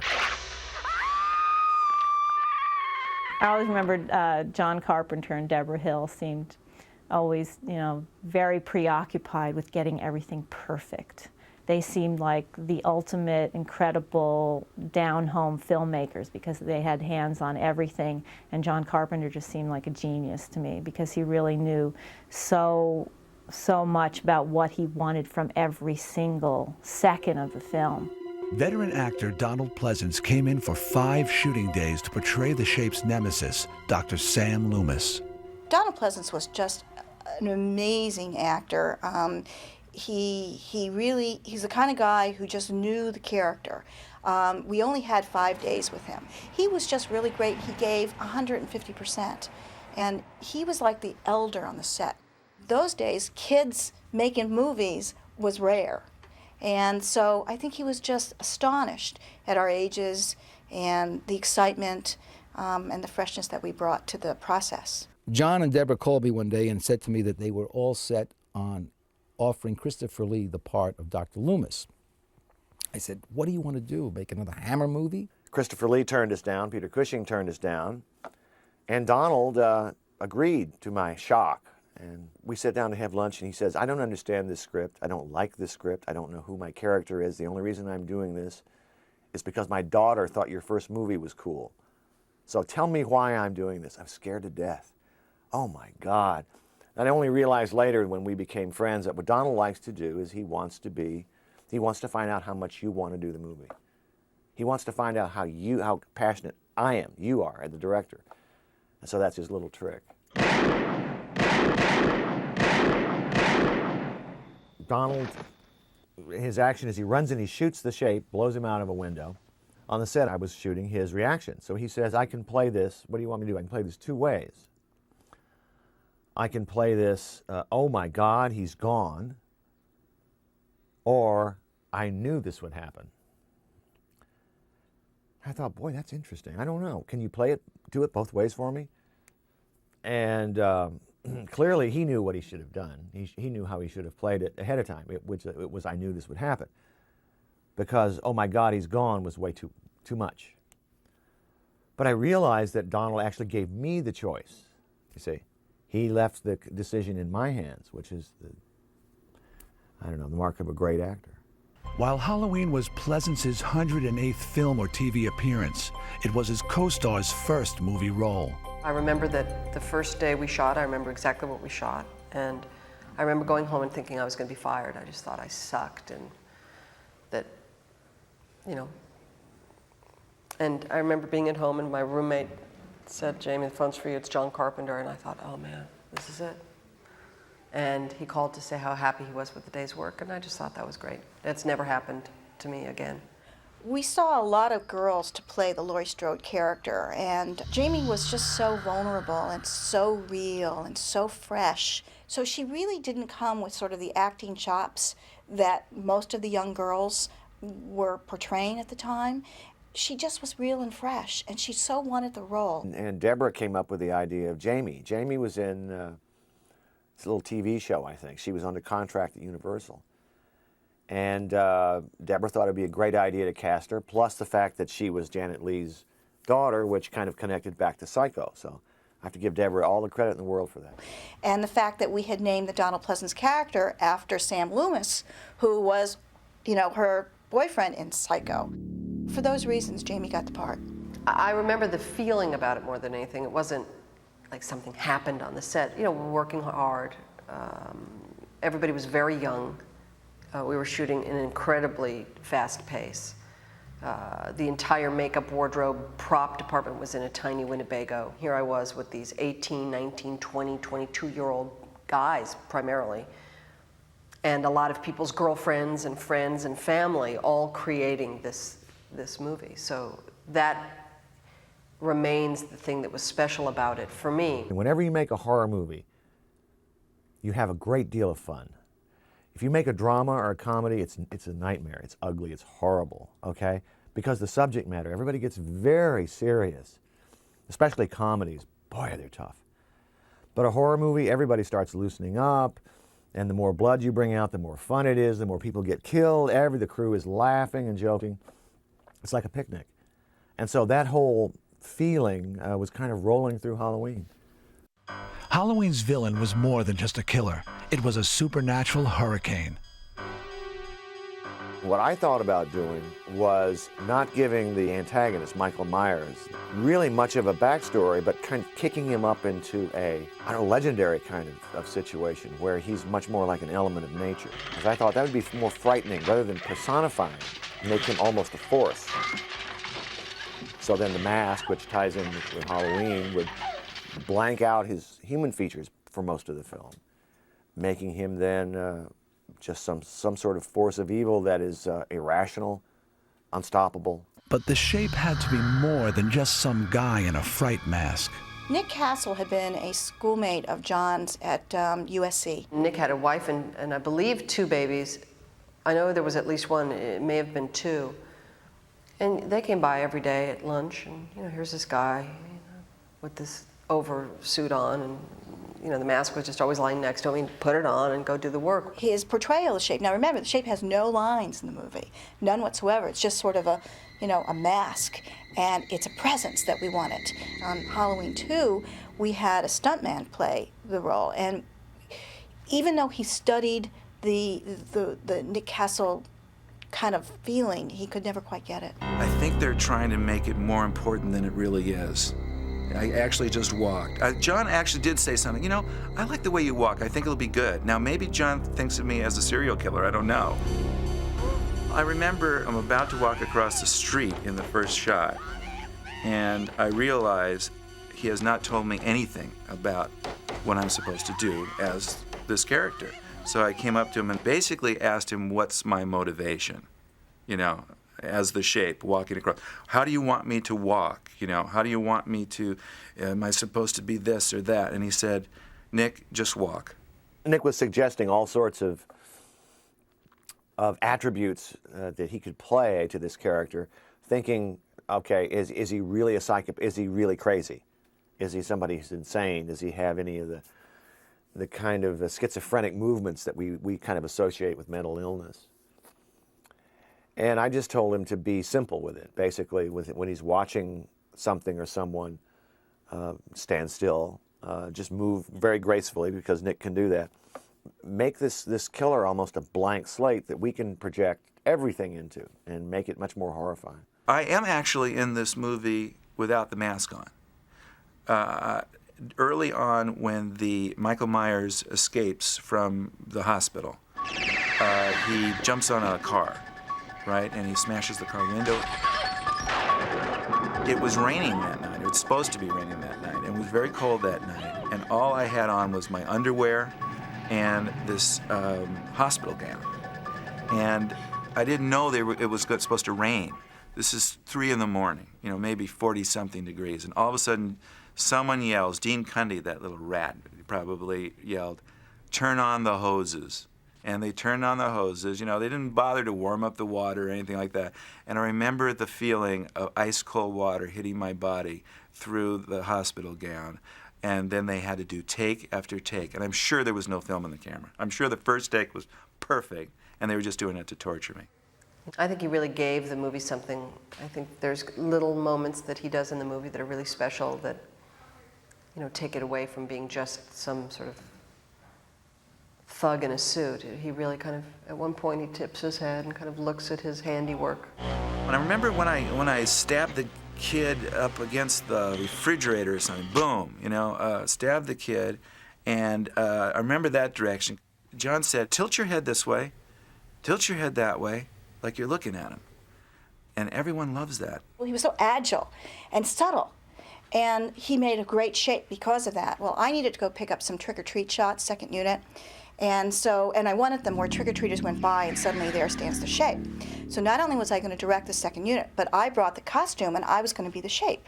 So I put this shape costume on, and of course I'm so much tinier than Nick. And in dailies it was so hilarious because the shape had shrunk. One of the most famous faces in horror almost had a completely different look.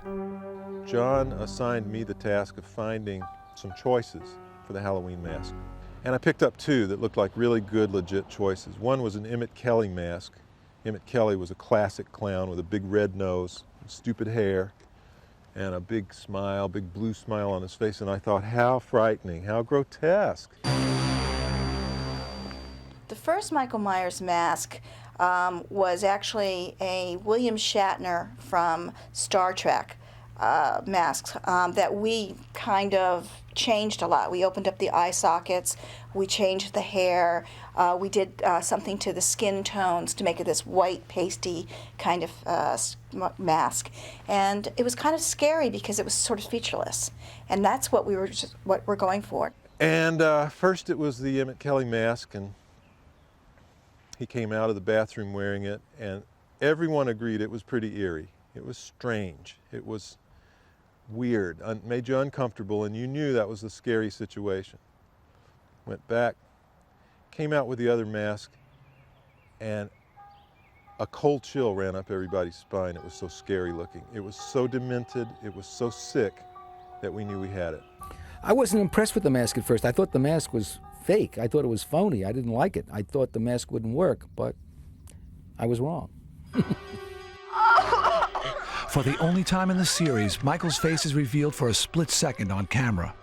For that one shot, we brought in an actor, imported, a guy who hadn't been part of it, and did the reveal to, as I remember, he was sort of a blonde, nondescript sort of face, almost sort of the other side of the Captain Kirk mask was, a nondescript face. But this kid had a youngish-looking face, okay? And I don't even remember who he is now. But what he had to do was take the mask off and react. I think he'd been stabbed or something in the face. And people read into his face much more horror than is there. It really isn't much to it. It's just a kid. The film's lack of blood was offset by one of its most distinguishing features, Carpenter's brilliantly menacing score. I had to do the music to Halloween in about 3 days. I had to do the whole score so I could go in and perform it and get out. My dad had taught me 5/4 time on a set of bongos when I was young. So just to teach me some rhythms. They're not 4/4 time, it's off one. And so I decided just to do that as an octave on a piano.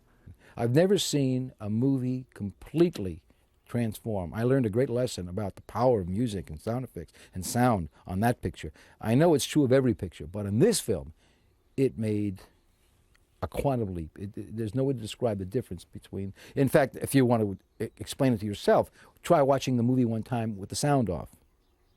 And later on, by the way, when I watched this picture with audiences, and I watched it many, many times, I used to see young people at the most horrific times in the film watch the screen, but clamp their hands over their ears. And I never understood that. I asked my son about that one day. He said, that's what we all do, he said, because the sound is too scary. When the film was finished, no one expected what happened next. The first theatrical engagement of Halloween was in Kansas City, in 4 theaters, and we had a very modest campaign. I remember getting the first phone call on Friday night, about midnight, and finding out that we'd done $200 a theater. And I went to bed that night thinking, well, it'll get distributed, we'll do all right. The next night, we'd gone to $800 a theater. The following night, we'd gone to $1,600 a theater. And by the end of the week, we were doing $1,500 to $2,000 a theater. I've never seen word of mouth spread like it did in Kansas City. It was the most exhilarating experience. Everybody was surprised by its success. And it didn't succeed right away. It was something that built over, 3 or 4 months. And even then, it wasn't like I walked down the street and people were going, hey, Laurie Strode, all right. I mean, again, 1978, it certainly did very, very well, and it made, a lot of other people a lot of money.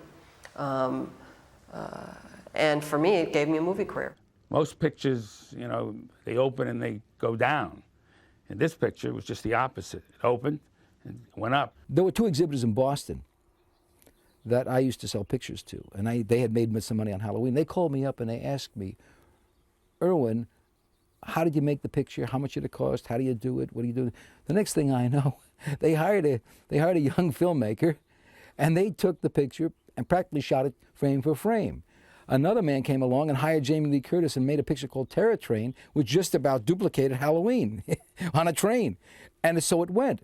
Finally, I turned to my partners and I said, this is nuts.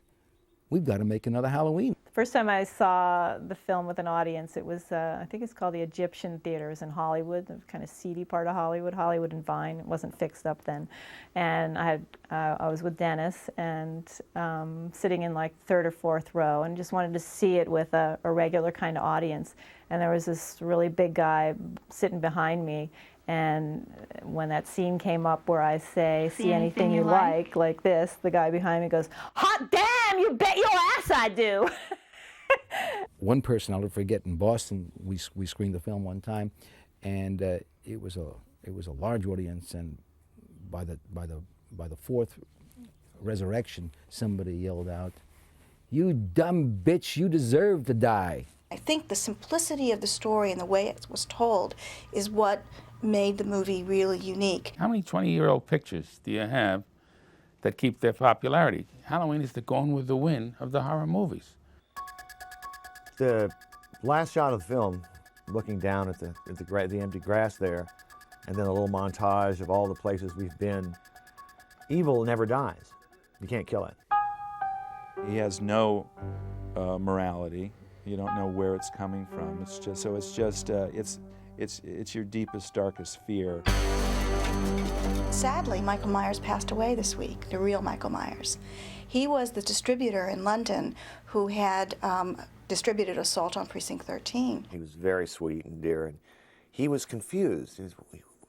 He said, what do you see about my personality? Why did you do this? But I told him that it was a tribute, because he basically started my career. He may be the only mass murderer who's on a first-name basis with movie audiences around the world. I couldn't believe the fans that are really so addicted to these Halloweens. They know so much about it, more than I do, as far as details and the family relationship in the story and the cast and the costumes, and they want to know who is playing Michael Myers, the one next. I get letters from people that still, that what they say is, Mr. Castle, we love your work, we love your direction on The Last Starfighter. Boy, Major Payne was really funny. Can you sign this picture of the shape, please? I get at least 4 or 5 letters a week, and Carrie, Halloween, Stripes, Rock and Roll High School, but they always talk about Halloween. I wear my Halloween pin with great pride. You know, I tried very hard through 22 now years of making movies to always hold up Halloween and say, you know, A, it was the best experience I ever had. It was by far, up until True Lies, the best part I ever had. You know, I tried to point out the irony that in those exploitation movies, I was intelligent, forthright, fought back against adversity, and was the lead in those movies for that role. Halloween redefined the horror film and opened the doors for 2 decades worth of imitators. But none have had the impact or the nail-biting effectiveness of Michael Myers, because real terror stands the test of time.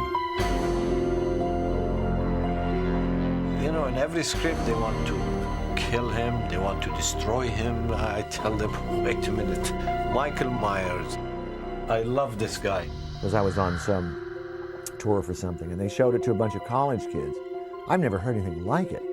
The place was going nuts. It was apeshit. And I'm outside the door thinking, this is fantastic. How great. It made it all worthwhile. That was what they were supposed to do, scream their lungs out.